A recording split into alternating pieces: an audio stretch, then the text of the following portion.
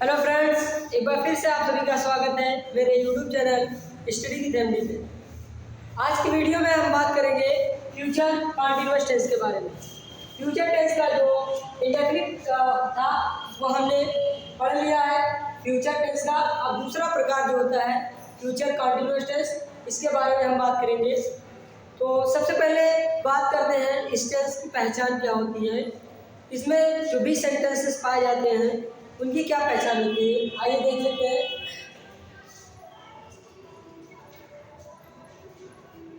पहचान, जब भी कॉन्टिन्यूअस लगा हो किसी भी टेंस में, किसी भी टेंस का प्रकार जो है कॉन्टिन्यूअस हो, तो उसमें ये बातें जरूर याद रखना कि रहा, रही, रहे जरूर होगा। तो इस टेंस के भी वाक्य में कुछ इस तरह से पहचान होगी। इस टेंस के वाक्यों के अंत में रहा होगा, रही होगी,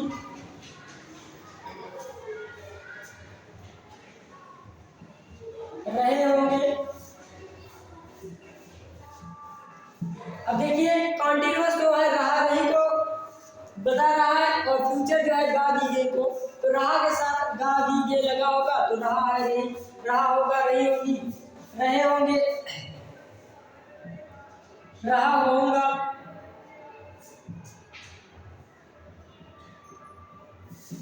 आदि शब्द आते हैं।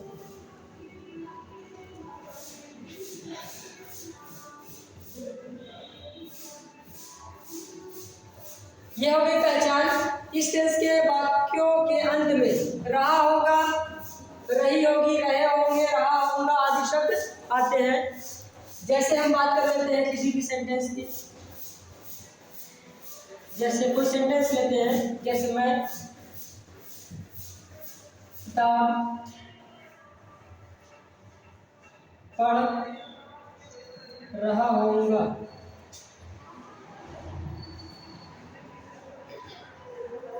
ऐसे बहुत सारे सेंटेंसेस हो जाएंगे, जैसे कि खेल रहे होंगे,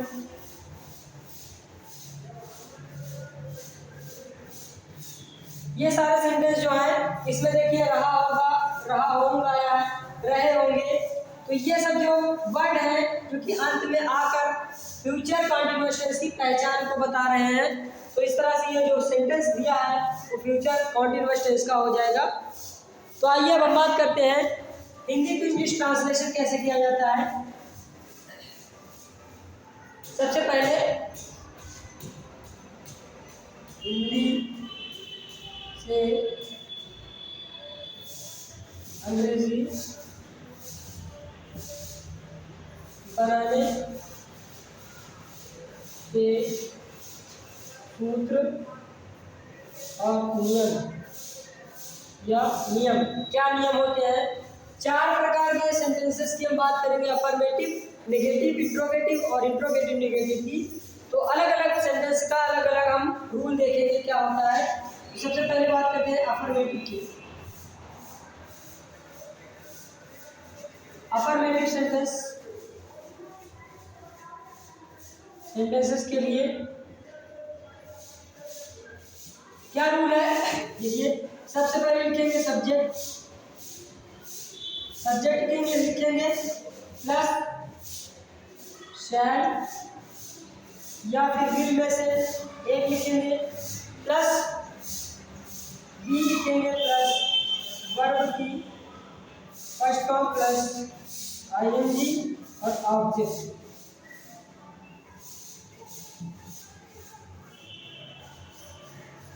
ये हो जाएगा अफर्मेटिव सेंटेंसेस का हिंदी टू इंग्लिश ट्रांसलेशन करने के लिए फार्मूला, रूल। इसी के अकॉर्डिंग हम हिंदी की अंग्रेजी रखते जाएंगे और हमारा ट्रांसलेशन बन जाएगा। ओके, तो चलिए बात करते हैं किसी सेंटेंस को बना करके देखते हैं। जैसे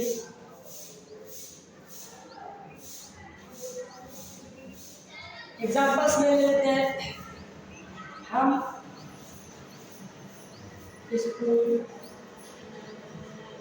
जा रहे होंगे। यह हो गया अफर्मेटिव सेंटेंस। हम स्कूल जा रहे होंगे, रहे होंगे आया है, तो ये फ्यूचर कंटिन्यूअस टेंस का है। सबसे पहले सब्जेक्ट लिखेंगे, सब्जेक्ट इसमें हम है, उसके बाद हम के साथ शैल लगता है, वी शैल, और बी लिख देंगे वर्ब की आईएनजी फॉर्म, इसमें जाना है तो गो, और गो में आईएनजी, गोइंग टू स्कूल। ये क्या हो जाएगा, we shall be going to school, हम स्कूल जा रहे होंगे, इसकी अंग्रेजी हो जाएगी। दूसरा देख लेते हैं हम एक और, वह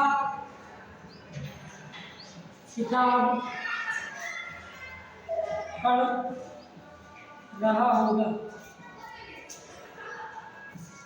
सबसे पहले बात ही हो जाएगा, ही के साथ विल लगेगा, ही विल, और बी, और पढ़ना का रीड, और उसमें ING reading, we will be, sorry he will be reading, और यहाँ किताब है तो द बुक हो जाएगा। ये हो जाएगा अफर्मेटिव सेंटेंसेस का। इस तरह से ये जो फार्मूला है, सब्जेक्ट शैल बी में से कोई एक प्लस बी, वर्ब की आईएनजी फॉर्म और ऑब्जेक्ट, इस तरह से हम किसी भी सेंटेंसेस को क्या कर सकते हैं, हिंदी से अंग्रेजी बना सकते हैं इन फार्मूला का यूज करके। ओके, तो नोट कर लीजिए इसको। और अब हम बात करते हैं नेगेटिव सेंटेंसेस की।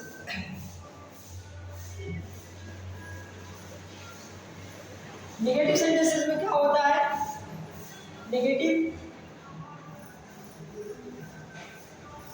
नेगेटिव सेंटेंस में यहाँ पे क्या हो जाएगा, नॉट हो जाएगा, शैल विल के बाद नॉट प्लस बी और प्लस वर्ब, बाकी सारी चीज़ें वही रहेंगी।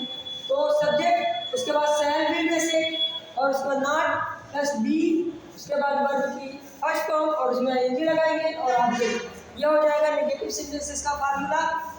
और इसमें एग्जांपल्स हो जाएंगे, हिंदी में जो होगा सेंटेंस उसमें क्या रहेगा, नहीं होगा, ठीक, नहीं भी वर्ड रहता है, जैसे वे खाना नहीं खा रहे होंगे, वे खाना नहीं खा रहे होंगे, इसमें नहीं जो है ये बता रहा है नेगेटिविटी को, इसलिए ये नेगेटिव सेंटेंस है। ओके, तो सबसे पहले सब्जेक्ट यानी दे, उसके बाद दे के साथ विल लगता है, दे विल, और नॉट रहेगा, दे विल नॉट, और बी, उसके बाद वर्ब की आईएनजी यानी खाना, ई ए टी, उसमें आईएनजी ईटिंग, और उसके बाद द फूड। ये हो जाएगी इसकी अंग्रेजी, they will not be eating the food. Okay, देखते हैं दूसरा सेंटेंस, जैसे बच्चे घर से नहीं आ रहे होंगे। ओके, नहीं आ रहे होंगे। अब यहाँ पे जो बच्चे हैं वो सब्जेक्ट है, तो द चिल्ड्रेन विल, केवल आई और बी के साथ शैल लगता है, बाकी सबके साथ विल, तो द चिल्ड्रेन विल, और नॉट, उसके बाद बी है नॉट बी, अब उसके बाद वर्ब की फर्स्ट फॉर्म आना, कम, और इस तरह कम होता है आईएनजी लगाते तो ई हटा देते हैं, कमिंग फ्रॉम द होम। यह हो जाएगा इसकी अंग्रेजी, बच्चे घर से नहीं आ रहे होंगे, the children will not be coming from the home. तो इस तरह से हम इस फार्मूला का यूज करके, सूत्र का यूज करके क्या कर सकते हैं, बहुत सारे सेंटेंसेस का जो कि नेगेटिव सेंटेंस है उसका हम हिंदी टू इंग्लिश ट्रांसलेशन कर सकते हैं। ओके, केवल इस नियम को याद रखना। अब हम बात करते हैं इंट्रोगेटिव सेंटेंस। इंट्रोगेटिव सेंटेंस में ये शैल विल जो है वो सब्जेक्ट से पहले आ जाएगा यहाँ पे, तो इसको हम सही से फार्मूला लिख लेते हैं। पहले शैल विल पहले रहेगा, उसके बाद सब्जेक्ट रहेगा, और उसके बाद बी रहेगा, उसके बाद वर्ब की फॉर्म, और ऑब्जेक्ट रहेगा, और यहाँ पे क्वेश्चन मार्क हो जाएगा। Okay, subject sorry shell will, जब सेंटेंस क्या से स्टार्ट होगा तो शैल विल से लिखेंगे, और कोई और इंट्रोगेटिविटी का वर्ड होगा तो उसकी अंग्रेजी और शैल से पहले लिख देंगे यहाँ पे WH, है ना। और यहाँ पे सब्जेक्ट के बाद बी रहेगा, वर्ब की फर्स्ट फॉर्म में ING रहेगा, ऑब्जेक्ट रहेगा। ठीक, जैसे देखिए क्या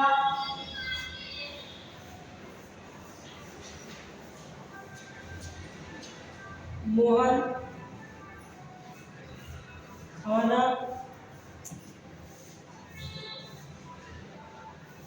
क्या मोहन खाना पका रहा होगा।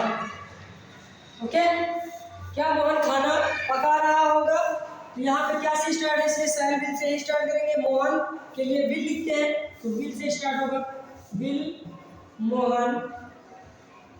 उसके बाद बी है तो बी लिख देंगे। उसके बाद वर्ब की फर्स्ट फॉर्म पकाना,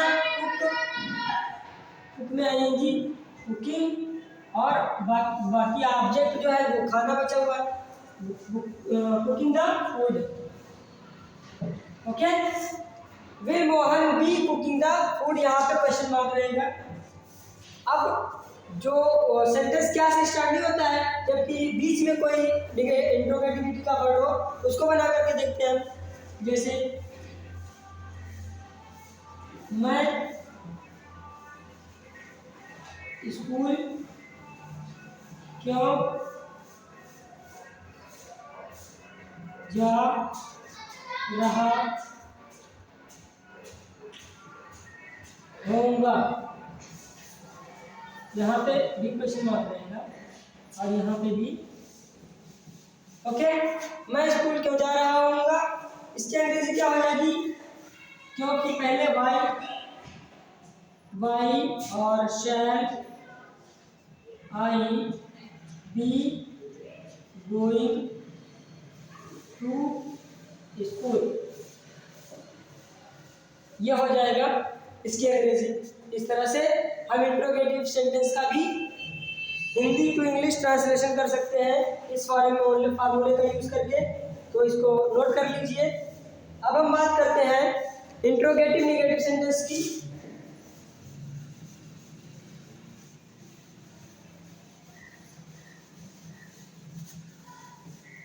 इंट्रोगेटिव नेगेटिव में क्या होता है, ये जो था इंट्रोगेटिव पीरियड था ना, तो यहाँ पे इंट्रोगेटिव लिख लेना, तब ये फार्मूला लिखना।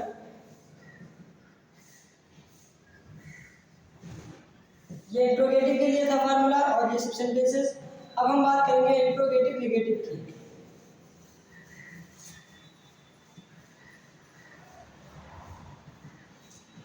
इंट्रोगेटिव नेगेटिव सेंटेंसेस के लिए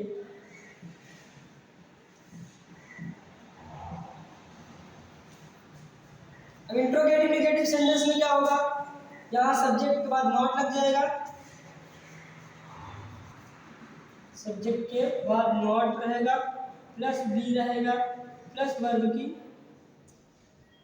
फर्स्ट फॉर्म, प्लस ING रहेगा, और प्लस ये रहेगा ऑब्जेक्ट। ओके, शैल विल, उसके बाद सब्जेक्ट, उसके बाद नॉट, उसके बाद बी, उसके बाद वर्ब की फर्स्ट फॉर्म, उसके बाद ING, और उसके बाद ऑब्जेक्ट रहेगा। ओके, चलिए देखते हैं हम सेंटेंसेस को। जैसे क्या हम बाजार नहीं जा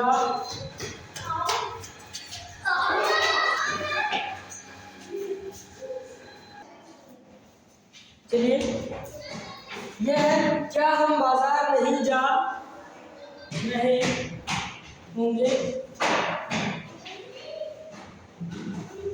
यह इंट्रोगेटिव नेगेटिव। यहाँ पे क्या भी है, नहीं भी है, इसलिए इंट्रोगेटिव नेगेटिव दोनों हो गया सेंटेंस।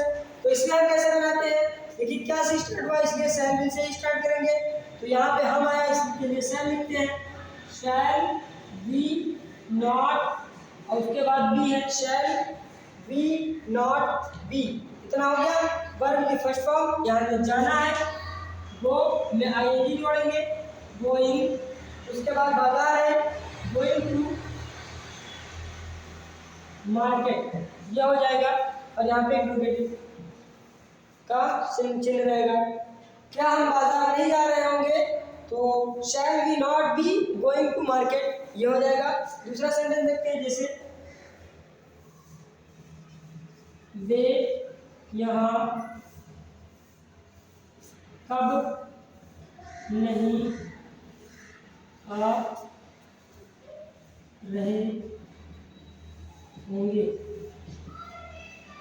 यह है सेंटेंस, इंट्रोगेटिविटी और नेगेटिविटी दोनों है, इसलिए यहाँ पे कब की इंग्लिश पहले लिखेंगे व्हेन, और दे, और यहाँ पे व्हेन, और उसके बाद दे के साथ विल लगता है तो विल पहले भी है। When will they not be coming here,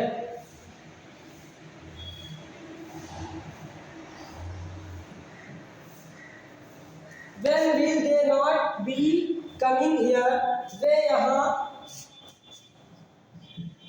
यहाँ कब नहीं आ रहे होंगे।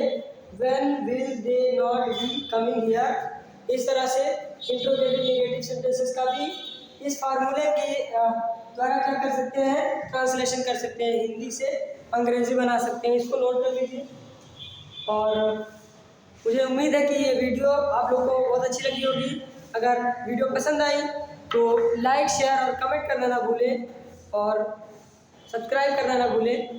तो मिलते हैं नेक्स्ट वीडियो में, तब तक के लिए जय हिंद, जय भारत।